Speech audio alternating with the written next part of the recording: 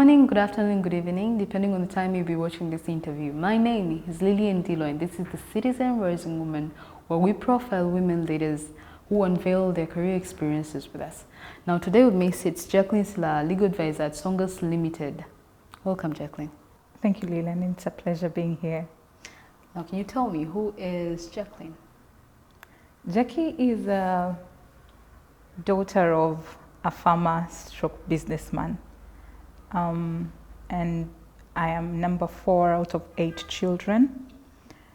I was privileged to have my education in Tanzania, my primary levels, and then in secondary, and then went to Kenya at some point, and Uganda for my universities. And after that, I came back to Tanzania to do my bar course at the Law School of Tanzania, and later on ventured into, career practice. Yes. Okay. Now, how did you get to where you are, being a legal advisor at such a big company in Tanzania? So it's been a few years, Yes. almost like yesterday, just 2016 when I was admitted into the bar, and on the same day I was admitted, I signed up a contract with my first official employer. Although I had worked before previously, but not specifically in the area of law. So I started off my career with ATZ Law Chambers, which is a law firm in Tanzania now, Anjawala and Kana, and later on moved to Songas. And it's been an experience. It's been a learning experience, because most of us, when we're direct from school, you start out as an intern, and then you go through the ranks in an organization, depending on your organizational structure. If you're lucky enough, you'll divert into, if you are focused on diverting into other areas, of course you would have the privilege to divert into other areas. But for me, I wanted to do law. It's something that I'm passionate about. I wanted to be a corporate commercial lawyer. Yeah. And having worked in that area, in law firms that were practicing pure corporate commercial, then I was exposed to various transactions that were happening in the country, and that helped me build a profile that when an opportunity opened, a door opened for Songas Limited, I just applied, and here I am, and I got the job. Yeah. Okay. Now, did you always know that you would be who you are right now? Like, did you always know about at some point I'll be a legal advisor or I'll be a lawyer? At my early age, I wanted to be a neurosurgeon. That had been my desire, and I had read the book by Dr. Ben Carson, and I just thought, wow, this is what I should be doing. But later on, during my O-levels, secondary school, I diverted into arts-only classes, and therefore I wasn't able to do sciences in my Form 4. And so as you go up, you just drop off science classes, and that's what I did, and ended up doing law. But it is not something that I didn't know at all, because when I realized that I wouldn't do sciences, few people who would advise me on how to go about career planning, and one of the areas that were highlighted to me was law. So I opted to practice law. And so to say, there is no one in my family who has done law before. Mm-hmm. So it is such a privilege and an honor to be, the first lawyer in the family, and just be able to show other girls and that are coming up in my family that, we can do this. You can do law, and you can be successful in this area as well. Yeah. So you've come such a long way to be where you are right now.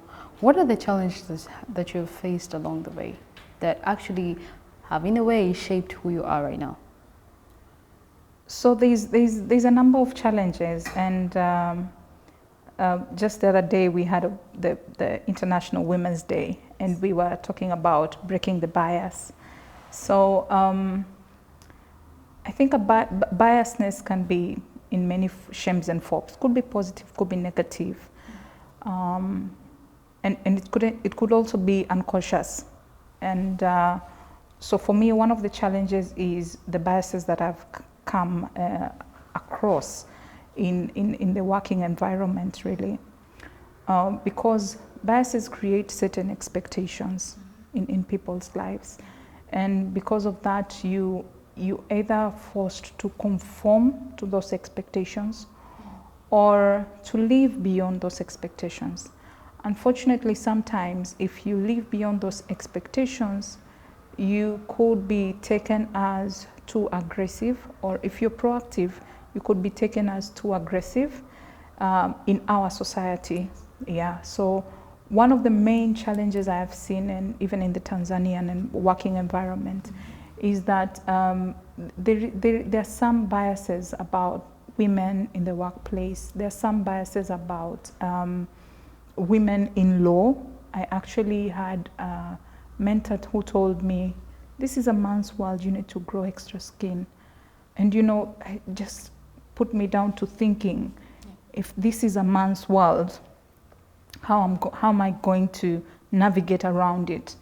And even in our careers, the girl child is not having enough room in the C-suite, because we're told this is a man's world, but we want to be part of that party. We want to be in that C-suite. And we have to find ways to navigate through organizational politics or navigate through our organizational structures and workplaces in order to get to where we are supposed, or where we desire ourselves to be. Yeah. Okay.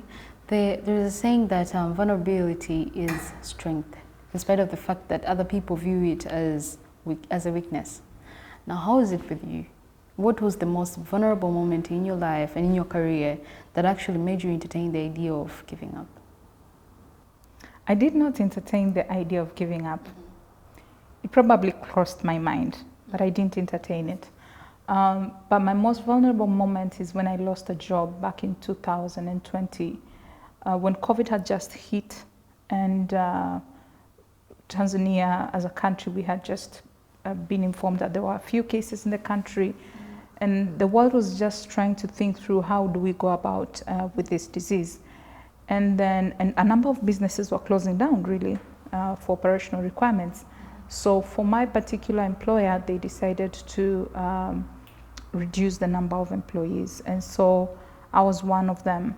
And it took a hit on my career, but that didn't stay for so long. And I was blessed to. I'm really blessed to have key people in my life, very good support system, family support system, and people in my career who really support me. And during that time, so first hit was on my, emotionally, it hit me emotionally, and my family support was over and above. And that goes from my biological parents to guardian parents here in Dar es Salaam. They were there for me, and everybody in the family understood, and they played their role in encouraging me to take the next step in life. And then also, because as I went through my career, I had worked with other institutions. I'd worked with Clyde & Co Tanzania, and so and built relationships within these organizations where I had been. And it's just through a tap on the shoulder from a friend. Her name is Maggie. Thank you very much, Maggie. I owe that one to you. And so she just tapped me on the shoulder and said, there is this opportunity. Why don't you go for it? I think you can do it. So I filed that application and waited for the interview. And when the interview came, I got the job. Yeah. That's really impressive. That's really impressive. Yes. Now, despite of the efforts that have been put by the government and different organizations, non-government organizations, to bring about gender diversity in workplaces and in the society in general, there's still gender inequality. What do you think is the cause to that? Inequality comes a long way. It comes a long way because we we don't start from the same footing as a female and a male. Even in the workplaces, we don't start from the same footing.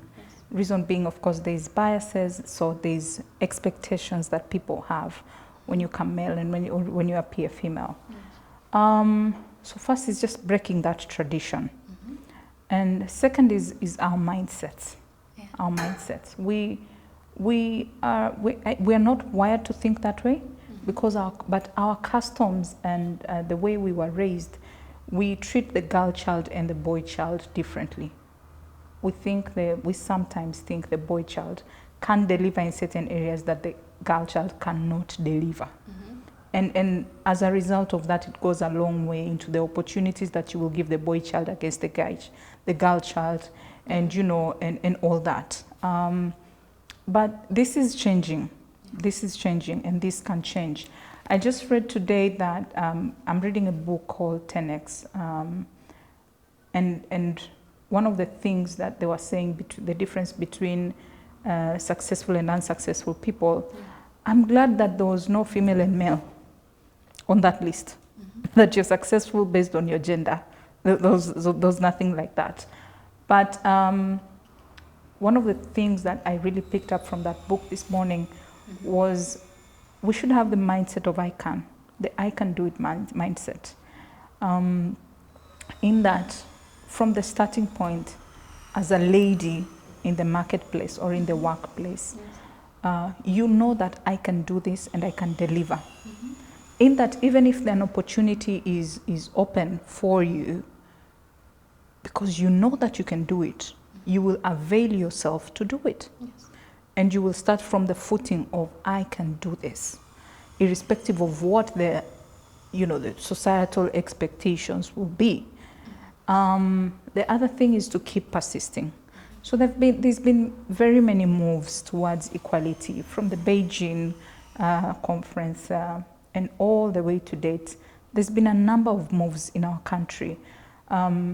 I know that there's, in terms of equality in ownership, recognizing the woman and the rights of the woman in terms of ownership in the family. There is the laws with respect to spousal consent on transfers or charges of property. And there's many other laws of that nature, really, which are there to ensure that a female is treated equally to the male in various aspects. So we should persist in these moves. We should persist. If there are many dialogues in place already discussing about how to put equality, there is the move towards diversity and inclusion in the workspaces. These dialogues should keep going on, should keep being done, because the more we have discussions, meaningful discussions about diversity and inclusion, the more we will have more people understand our better policies and better means of ensuring equality. But also should get to a point where people in leadership spaces, we in leadership spaces, understand, accept equality and inclusion in our workplaces, but also be ready to advocate for it ourselves. And it starts from the very grassroots in your family. How do you raise your children? How do you raise your boys? How do you, what roles do you give your boys against your girls in the family? And then as they grow up, they will not have the idea or the notion of female or male can do A and the female cannot do B.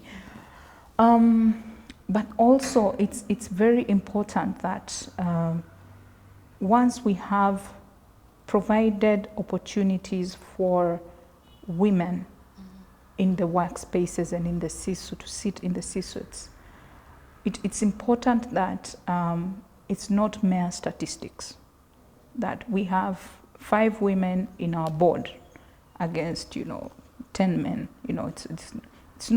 It's good to have the statistics, yes, but when they're there, are their views accommodated?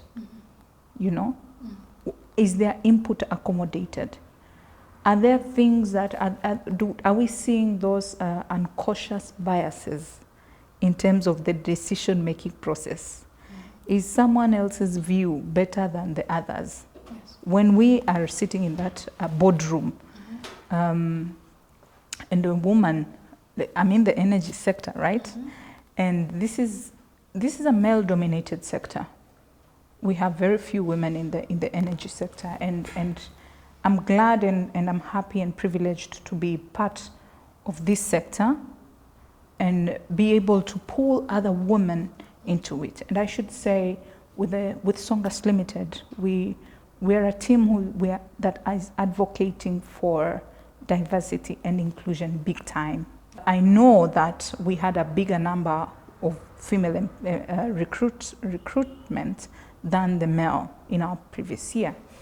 So which is good for the energy sector. But when we are sitting in these boardrooms, yes, in such forums, is the female idea taken on board? One of the things I have learned over the years is that it's important to have women included. There are things like empathy, yes, that are inbuilt in a woman. So you want those decisions made, but you want the empathetic touch on those decisions. And women bring this on board. And I think so I think it's very crucial that we have an inclusion of women in our workspaces. And it's not just in the numbers and the statistics, but also taking on board the advice of women within these tables that we are having big decisions being made. Okay. Now, having such an extensive background in the energy sector, you've said yourself that it is such a male-dominated sector that. Now, what should women do in order to take up positions or to be involved, to get sit at the tables of such male-dominated sectors, such as energy? What should they do? So my managing director's mantra is just do it. Just do it. These opportunities are there. They are availed to us. But in most cases, there is, as I said earlier, we do not have the can-do mentality. Yes. So because of that, we won't take up those positions. They'll be availed to us. They'll be, a board position will be advertised on a newspaper. And how many women will apply for that board position? The assumption is that there'll be so many males compared to females. But let's just do it. If you see a position that has been advertised, apply for it. If an opportunity is availed to you, go for it. Do it. There is also, so the energy value chain is vast. It's very vast. There is these procurement services that can be offered within the value chain, but also, there's also the actual professional work that is being done. From technical, mechanical, and the likes of things in the energy space. And there are many women. There are very many women in these spaces. But we ought to not just be there and shy away from the management positions. Yes. Just don't be an engineer and say, I'll be here, my part was being an engineer. If a decision-making position comes up, go for that position, and you will do it. So for women to get into these male-dominated spaces, for me, it's just, if that opportunity is availed to you, go for it. Don't let it go. And when you're there, just prove that you can, deliver. And we, as a country, we are blessed. And I should say, we have Mama Samia Suluhu Hassan. We have Dr. Tulia Ackson, sitting on those tables and leading us and showing us what women can actually do, women can actually deliver. And really, we are just rallying behind these great women. We're just rallying behind them and proving that women can actually deliver when given places in the C-suite. Okay. Now, what if you're not given a seat at the table that you want to take part in? In such a case, what should a woman do? If you're given a seat at the table but you do not want to take part in? No, if you're not given a seat at the table but you want to sit at that table.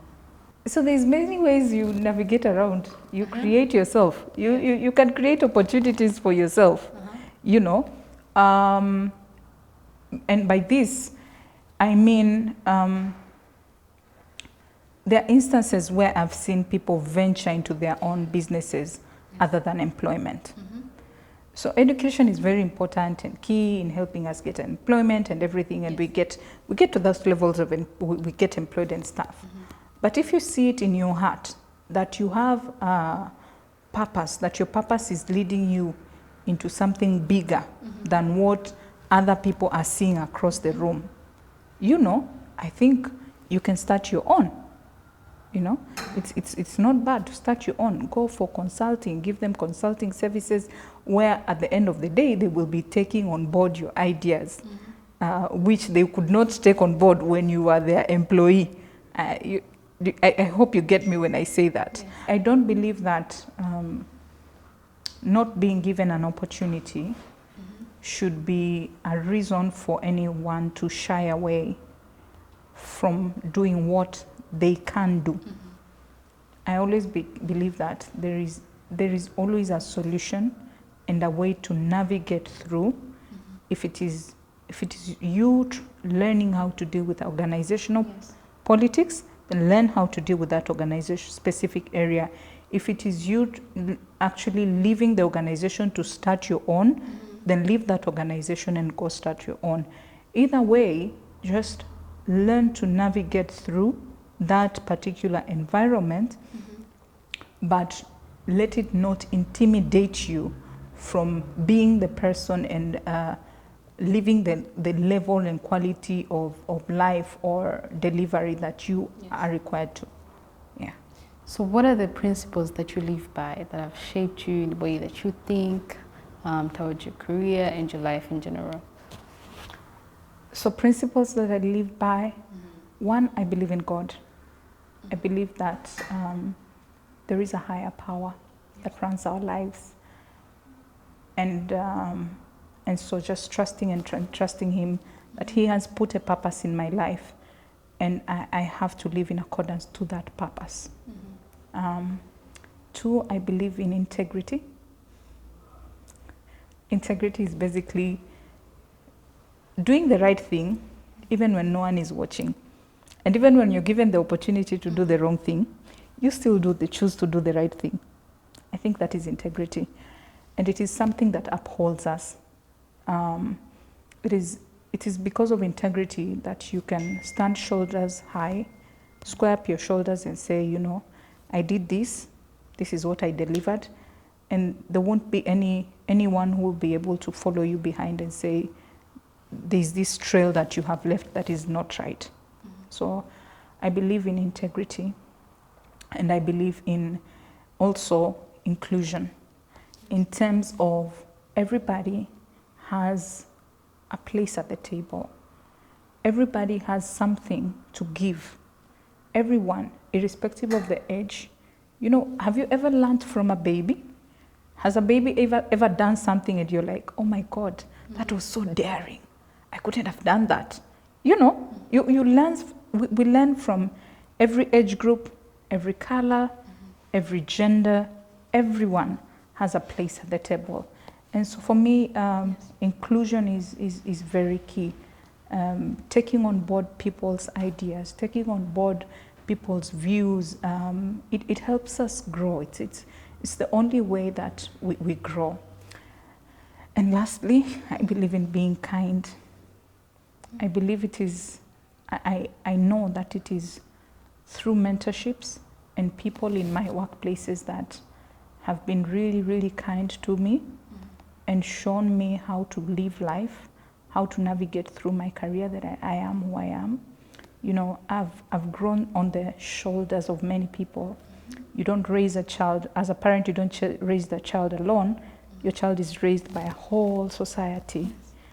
So I'm privileged to grow on shoulders of lawyers like Shamiza Ratansi, Amisha, Karim Anjawala from Kenya. And, you know, even in the society, I'm privileged to be, you know, grow on shoulders and hands of many people. many names that are non-common names, but also people who are not common in the society probably. Wilbert Samuel and you know, a number of few people that I've grown under. So I'm privileged to grow under them, really. That is why I am where I am. You've mentioned mentorship several times. Now, how is mentorship vital to career growth? So mentorship is important because when someone else has walked that journey, it only helps you to walk behind them, because they have already created a path. And even if you want to diverge from that path, they have insight on, they help you get insight on what can happen, what cannot happen, and you know, all that. Doesn't limit you from exploring your inner adventurous self. If you want to do a really new thing from what your mentor did, it's okay. But then again, it's just guidance. And I think even in creation, it's something that God desired. That is why we have parents in a way, because they mentor us. They help us navigate through life and be the people who we are. And so for me, mentorship, it's just the same thing. And it could be, you could take mentorship from individuals, but you could also take mentorship through personal development initiatives or programs. So I've done Fanisi, a program by Kengo, which basically it's a leadership and mentorship program for African professionals, young African professionals. And I've also done the Female Future program by Association of Tanzanian Employers. And really that is just grooming women into being board members and, you know, being part of the C-suite, really. So these were also mentorship programs for me, because I got to meet people who have gone through that journey. I got to be trained on what should be done: corporate governance, personal discipline, presentation, personal branding, financing, you know, all those things that you'd probably not even learn in class. You get to be groomed and learn from these programs or individuals, and just help you navigate your way through your career. Okay. Now, say you're to advise a young woman or man at that, how can they advance career-wise? And what should they do and what should they not do? What should they do? And what should they not do? So let's start with what should they not do? Never stop being yourself. I have learned, or I have observed, that most people lose themselves in trying to seek out a career. Or, as I said, there's a bias. It has created an expectation. So you're trying to live within that expectation, such that you lose the person you are. Never lose yourself in trying to navigate through your career. Always be you. Be natural. Be you, be authentic as you can be in the workspace. That is the one thing I would say, do not be. But when it comes to what you can do, well, there's many things that you can do. But start in the right footing. Have a can-do mindset. Don't give up before you have started your journey. And most of us, we want to do something. We want to get that position. We want to give that idea into the workspace. And we are saying, oh my God, it's so new. I don't think it will be accommodated in this organization. Give it anyways, and give it room to be heard. Yes. Okay? If it won't be accommodated, at least they will have had it. You might never know where it will be useful in the future. Yeah. So start with a can-do mindset, and then persistence. So there's many other things, of course. Learn how to navigate through organizational politics. Learn how to work with people. You know, master your career. Do it so well. Master it. Because I mean, if you don't master the art of what you're doing, the system will automatically phase you out, right? So master it and be the best at what you do. But most of all, be persistent. Keep going. Do not give up, no matter what. Even if you go through the worst of the worst career experiences, believe you me, one of my coaches is a lady called Mary, and she says it could have been worse. So even if you go through something tough, it could have been worse, you know. So just do it. Be persistent in what you're doing and be the best of who you are. Thank you so much, and that's it for today. Thank you so much for taking part in this. Thank you, Lillian. Thank you very much. Thank you so much for watching the whole interview to this end.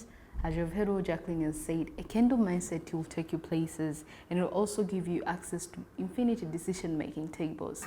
You're with me today, Lillian Dilwa. Till next time, thank you.